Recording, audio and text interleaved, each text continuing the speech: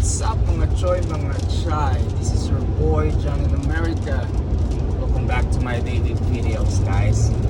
Today's video mga choy, mga chai, meron tayong personal customer sa South San Francisco.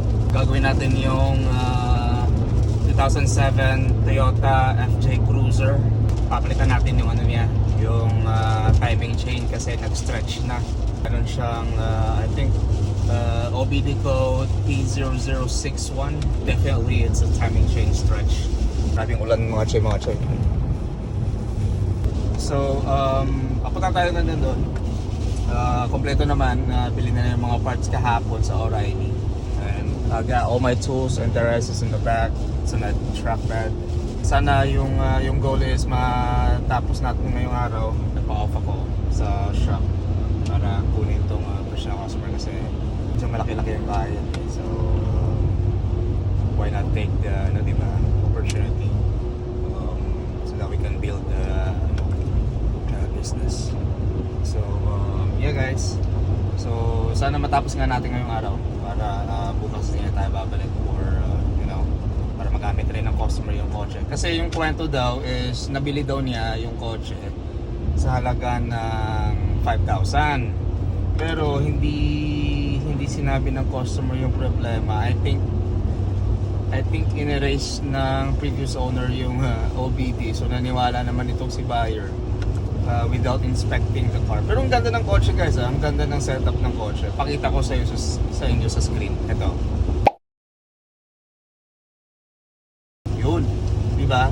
Ang ganda, stock height lang naman. Pa nakikita yung kotse in person, pero yung si customer sinend sa akin yung picture ng FJ Cruiser kasi tinanong ko siya kung meron siyang space doon para so that I can work on, masamang palad, medyo masama yung panahon, umuulan guys, so grabe mga choy. Timang langit. Pero sana matapos nga talaga. Papunta tayo doon. I think mga pa tayo, may 30 minutes pa kasi lang itakbo natin, 50 lang.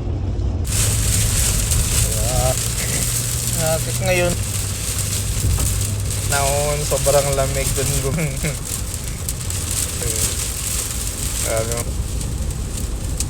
Kaya okay lang din. What's up mga choy, mga chai? Nandito na tayo ngayon sa customer natin. Ito na yung kotse, ginagawa na natin. Umpisa ko na, tanggal ko na yung radiator fan,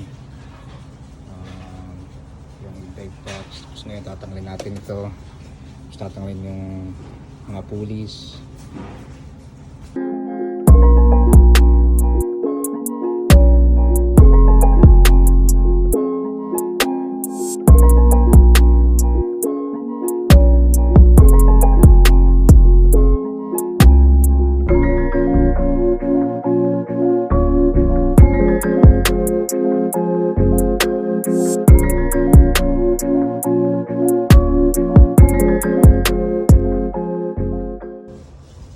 Mga try. Update lang. So natanggal na natin yung intake manifold. Yan. Yes, natanggal natin. So next natin gagawin is clear natin tong yung mga wiring. Tatanggalin natin to para matanggal natin yung valve covers. And then magsisimula tayo ng tatanggalin natin na to. Tapos tatanggalin natin yung mga pulleys. So yeah, let's go.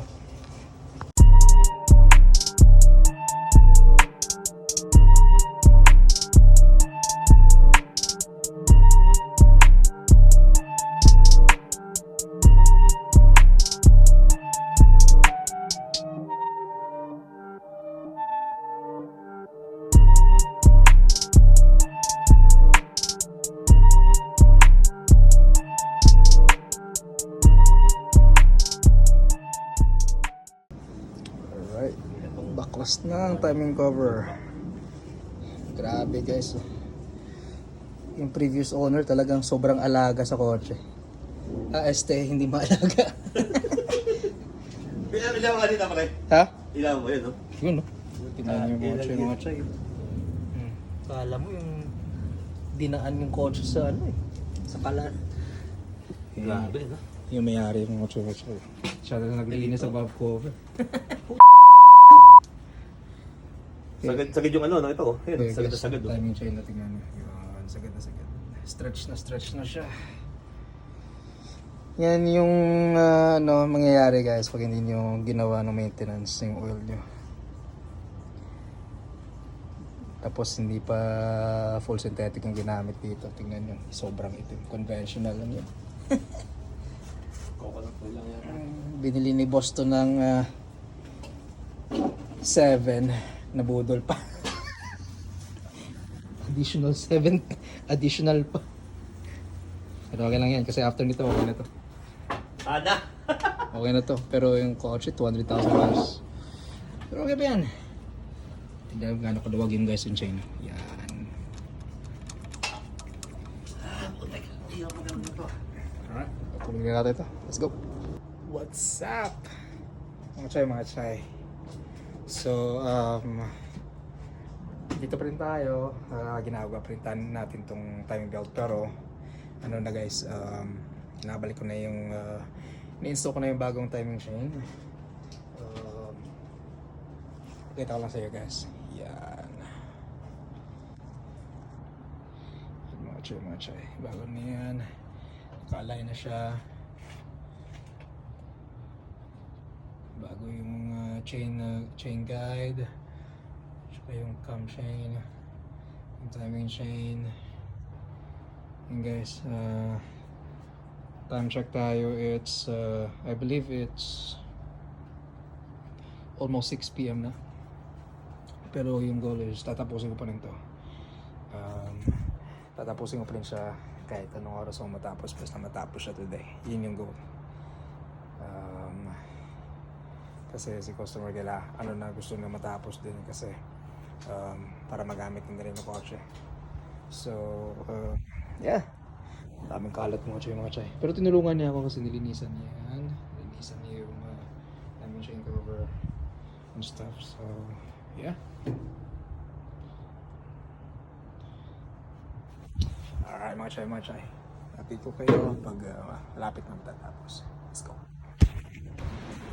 What's up mga chay? Muling pagbabalik po dito sa so update lang, dito pa rin tayo.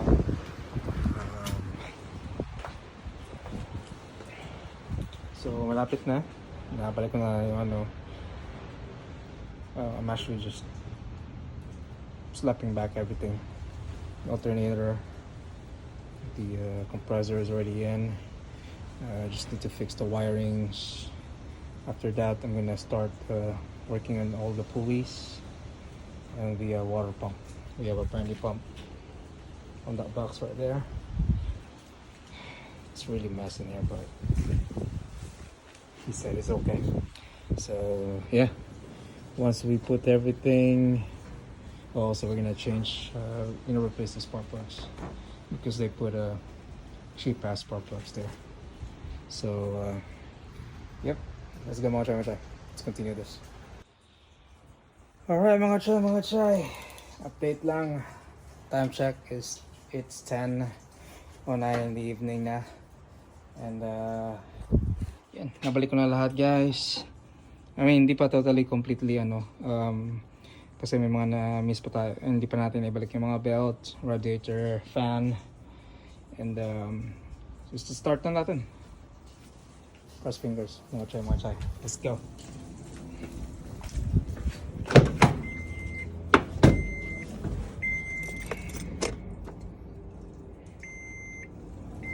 Whew.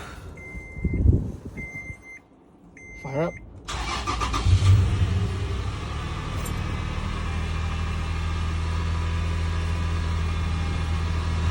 Woo-hoo.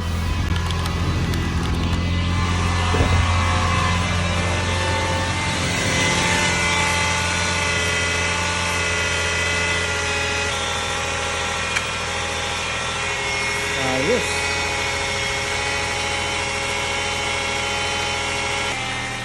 Alright mga chay, success. Start siya, hindi na nag-misfire, walang check engine light. And I think we fixed it. So, stop ko muna to and then balik natin lahat.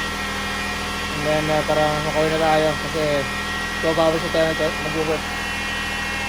Ay, masyadong update kita pagkatapos ito. Let's go! Alright mga chay. Time check. Alas 12 na ng umaga. Tapos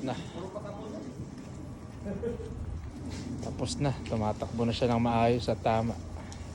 Kailangan na lang i-change oil kasi sobrang ang daming sludge. Hindi na alagaan ng previous owner. Ayos na. Ayan, happy si owner. Inabot kami ng oras. 13 hours. Ito lang, lilinisan pa. Alright mga chay. Dito ko na puputulin. Tatapusin yung video sa araw na to. Grabe mga chay. Nag-start ako ng 9 in the morning. Tapos ako 12 in the morning na. Pero very worth it yung bayad tsaka yung pagod. So abangan niyo yung mga susunod magaganap sa buhay ko mga chay. Alright. Uwi na ako mga chay. Salamat sa panunod. Peace.